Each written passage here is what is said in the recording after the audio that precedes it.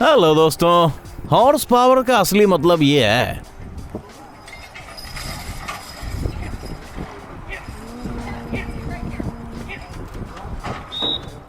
जी हाँ, पिछले कुछ टाइम से घोड़ों का इस्तेमाल ट्रांसपोर्टेशन के लिए नहीं हो रहा है, लेकिन जैसा कि आप देख ही सकते हो वो बिल्कुल भी कमजोर नहीं हुए। आज हम आपको घोड़ों की ऐसी नस्लों के बारे में बताएंगे जिन्हें कुछ गिने चुने ब्रीडर्स ही हैंडल कर पाएंगे। Russian heavy draft horse. इस 1.5 टन के राक्षस को देखते ही आप सोचोगे कि शायद रशियन स्टार्स इन्हीं घोड़ों की सवारी करते होंगे, लेकिन असल में ये ब्रीड 1 सेंचुरी पहले तैयार हुई जब रशियन ब्रीडर्स ने आर्डीन्स घोड़ों को बड़ी प्रजाति के साथ क्रॉस करना शुरू किया। अपने डरावने रूप और बड़े आकार के बावजूद इन घोड़ों का स्वभाव काफी शांत और दोस्ताना होता है। वो अपने नए मालिकों के साथ जल्दी घुल मिल जाते हैं और सारी बातें तेजी से सीखते हैं। हालांकि अगर उन्हें गुस्सा आ जाए तो ये अपना एटीट्यूड भी दिखा सकते हैं।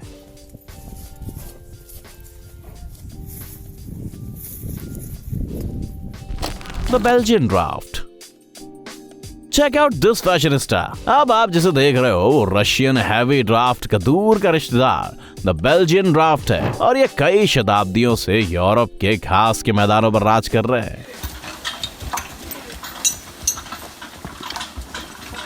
पुराने जमाने में बेल्जियन ड्राफ्ट का इस्तेमाल खेती और प्रदर्शनियों में नहीं बल्कि जंग के मैदानों में होता था। वैसे इन घोड़ों की पूंछ सिर्फ खूबसूरती के लिए नहीं बल्कि इसलिए काटी जाती है ताकि वो किसी एग्रीकल्चरल मशीनरी में ना फंस जाए। समझ रहे हो? मध्य युग के दौरान भारतीय हथियारों से लैस सैनिक इन बेल्जियन घोड़ों का इस्तेमाल करते थे। जाहिर है आखिर इनका वजन 1 टन के आसपास होता था, लेकिन फिर बेल्जियन ड्राफ्ट की ऊंचाई केवल 170 सेंटीमीटर होती है, बिल्कुल किसी औसत इंसान जितनी। आज इस ब्रीड का इस्तेमाल कई कामों के लिए होता है, वजन उठाने से लेकर मवेशियों के मार्गदर्शन करने तक, और साथ ही बेल्जियम में इनके मांस को भी काफी पसंद किया जाता है। द शायर।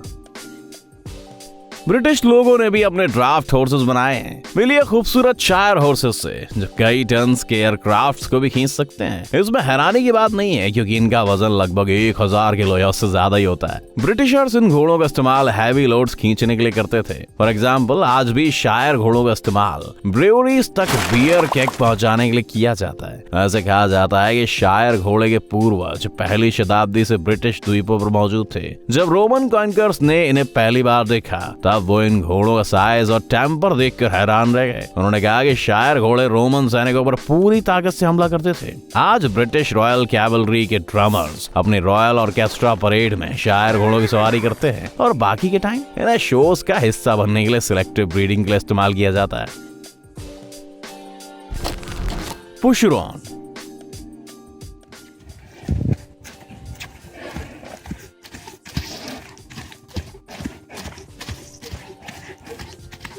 जरा इस खूबसूरत ब्रीड पर एक नजर डालो दोस्तों, आप तुरंत समझ जाओगे कि ये कोई फ्रेंच घोड़ा है। मिलिए पुशरॉन से, एक फ्रेंच ड्राफ्ट हॉर्स। इनका नाम पर्श प्रोविंस से लिया गया है, जहां सीजर के जमाने में उन्हें ब्रीड किया जाता था। प्राचीन युग में पुशरॉन को भारी हथियारों से लैस सैनिकों को ढोने के लिए बनाया गया था। आगे चलकर एग्रीकल्चरल लोड को उठाने की इनकी काबिलियत के कारण ये यूनिवर्सल ड्राफ्ट हॉर्स बन गए। कई सालों तक पुशरॉन की भी पूंछ काटी जाती थी। हालांकि कुछ टाइम पहले एनिमल राइट एक्टिविस्ट ने साबित कर दिया कि पूंछ के बिना उन्हें काफी मुश्किलों का सामना करना पड़ता है, इसलिए फ्रांस में इनकी पूंछ काटने पर रेस्ट्रिक्शन लग गया है। आज इन घोड़ों को खेती के साथ साथ टूरिस्ट को घुमाने के लिए इस्तेमाल किया जाता है और ये ब्रीड्स एक दिन में 50 किलोमीटर का सफर तय कर सकते हैं।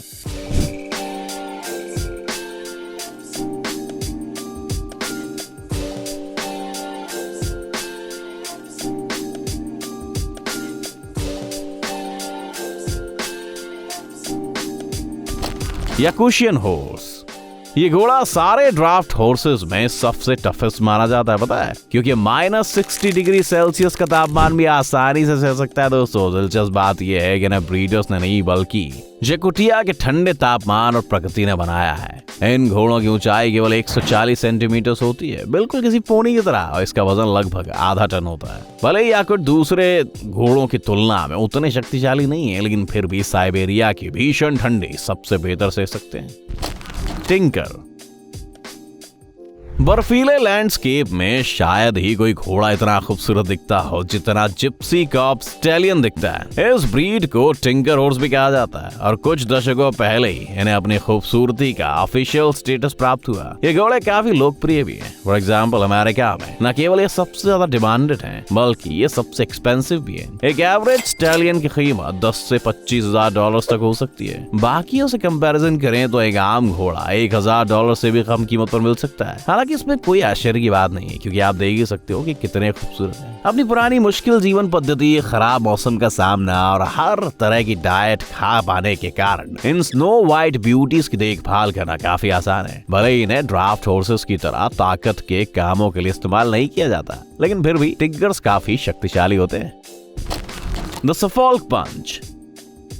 सफोल्क पंच घोड़े 16वीं सेंचुरी के मध्य में सफोल्क कंट्री में देखे गए थे। इन्हें खास तौर पर एग्रीकल्चरल में इस्तेमाल किया जाता था। इनके मजबूत पैर और शक्तिशाली कंधों के कारण ये ईस्ट एंजेला के मुश्किल हालातों में भी काम कर पाते थे। कुछ टाइम बाद मैकेनाइजेशन का जमाना आया और इन घोड़ों की वैल्यू कम हो गई। इसी वजह से पिछली शताब्दी में इनकी संख्या केवल 10 प्योर ब्रीड्स तक ही सीमित रह गई। खुशकिस्मती से कई लोग इनकी मदद के लिए आगे आए। आज सफोल्क पंच अपने देशवासी शायर हॉर्स की तरह हॉर्स शोज में हिस्सा लेते हैं और कभी कभी टूरिस्ट को खेतों की सैर कराते हैं।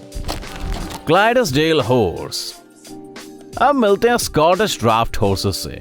Powerful right? इन लाजवाब घोड़ों का जन्म शायर हॉर्सेस और फ्लैमिश स्टैलियंस की क्रॉसिंग से हुआ था। इन्हें क्लाइडेसडेल हॉर्स भी कहा जाता है और शायद ये दुनिया के सबसे शक्तिशाली घोड़े दोस्तों। 19वीं सेंचुरी के लास्ट में इस ब्रीड के 2 घोड़ों ने ऐसा रिकॉर्ड सेट किया कि आज तक टूट नहीं पाया है। इन दोनों ने मिलकर 128 टन कार्गो खींचा था। लेकिन आजकल ये घोड़े ज्यादातर एंटरटेनमेंट इंडस्ट्री में इस्तेमाल होते हैं, खासकर अमेरिका में। यहाँ क्लाइडेसडेल घोड़े अपने पारंपरिक पोशाकों में सिटी परेड्स और शो में देखे जा सकते हैं। साथ ही स्कॉटिश ड्राफ्ट घोड़े अमेरिका के premier sporting event the Super Bowl के फाइनल्स में भी देखे जाते हैं।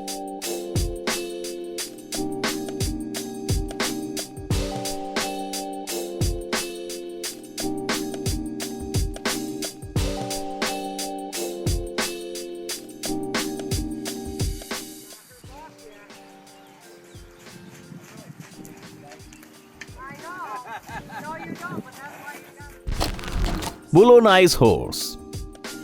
अगर कुछ ऊटपटांग लोगों ने ना थोड़ी कोशिश नहीं की होती तो शायद आज ये ब्रीड खत्म हो जाती। बुलोनाइज हैवी ड्राफ्ट हॉर्सेस का इतिहास प्राचीन रोम के टाइम से चला आ रहा है, लेकिन उन्हें विलुप्ति की कगार पर मैकेनाइजेशन ने नहीं बल्कि 2 विश्व युद्धों ने पहुंचाया। इन दोनों युद्धों की आखिरी लड़ाई पास डे कैलाइज में हुई थी, वही जगह जहां बुलोनाइज हैवी हॉर्सेस की ब्रीडिंग होती थी। इन घोड़ों का वजन लगभग 1 टन होता है, लेकिन फिर भी ये काफी फुर्तीले और शक्तिशाली होते हैं। साथ ही इनका रंग बेहद खूबसूरत होता है और उनके व्हाइट शेड्स इन्हें चमकदार बनाते हैं। बुलोनाइज बेहद अच्छे रनर्स भी होते हैं, इसीलिए इन्हें कैरेज हॉर्स के रूप में भी इस्तेमाल किया जाता है।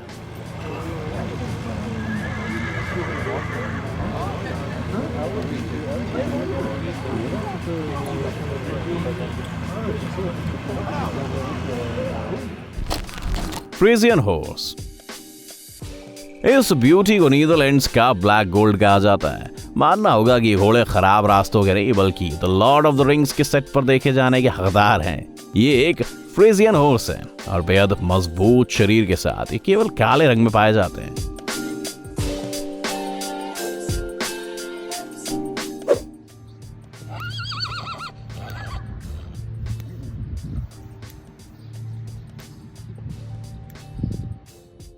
इस ब्रीड का जन्म कई सेंचुरीज पहले फ्रीजलैंड में हुआ था। ये मिलिट्री कैंपेन्स और रॉयल टीम्स के साथ परेड्स में हिस्सा लेते थे। आज इस ब्रीड को बेहद एलीट माना जाता है। इनका इस्तेमाल अक्सर फिल्मों और घुड़सवारी के खेलों में किया जाता है। बर्बर हॉर्स।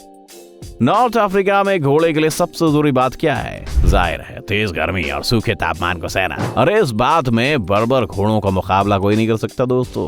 इन्हें कई सेंचुरीज पहले अफ्रीकन कॉन्टिनेंट में लाया गया था। इनकी पतली त्वचा इन्हें बेहद कठिन परिस्थितियों में जिंदा रहने में हेल्प करती है। सबसे पुरानी ब्रीड्स में से एक होने की वजह से इन घोड़ों को दुनिया भर के कई घोड़ों के साथ ब्रीड किया गया दोस्तों। For example high school riding के सबसे मशहूर घोड़े हैं। एंडालुसियन हॉर्सेस को बारबरी घोड़ों की क्रॉसिंग से बनाया गया, पता है? एपलूसा। टेंशन मत लो यार, ये बिल्कुल ठीक है। हालांकि आपको मानना होगा कि इसका रंग काफी असामान्य है। मिलियापलूसा से एक हॉर्स ब्रीड जिन्हें अमेरिका में रहने वाले नेटिव इंडियंस ने बनाया है। वैसे ये काले और सफेद रंग के भी होते हैं और तब ये किसी बड़े डाल्मेशियन जैसे दिखते हैं। एपलूसा का शरीर अक्सर स्लिम होता है, लेकिन इसका ये मतलब नहीं है कि कमजोर है। On the contrary, Indians in घोड़ों को लड़ाइयों में इस्तेमाल करते थे। आज एपलूसा हॉर्सेस का इस्तेमाल एंटरटेनमेंट इंडस्ट्री या हॉर्स शोज और फिल्मों में किया जाता है। ज़ेब्राइड्स बहुत ही सिंपल रंगों वाले घोड़ों की एक और ब्रीड है। इन्हें ज़ीब्रा और एक सामान्य घोड़े के क्रॉस से बनाया गया है। कुछ केसेस में गधे और घोड़ों की क्रॉसिंग भी करवाई गई है, इसीलिए इन्हें ज़ेब्राइड्स कहा जाता है। पहली बार इन्हें 19 सेंचुरीज में देखा गया था। ये जानवर काफी काम के होते हैं, पता है, गधा घोड़ा दोनों का मिक्सचर है ना। लेकिन बदकिस्मती थे, दूसरे आर्टिफिशियल ब्रीड जानवरों की तरह ये बचपन में मर जाते हैं। एक्सपर्ट्स कहते हैं कि दूसरे घोड़ों के कंपैरिजन में इनका गुस्सा सबसे खराब होता है। Was kriegst du Fans auf TikTok? Möchtest du Fans auf TikTok haben? Nein? Keine Fans? Keine Likes? Keine Likes? तो भैया हॉर्स परेड इज ओवर। अगर आपने आज कुछ नया सीखा है तो हमें एक लाइक जरूर कर दीजिए दोस्त। और हमने आपके लिए एक और एक्साइटिंग वीडियो लाने का काम शुरू कर दिया है, पता है।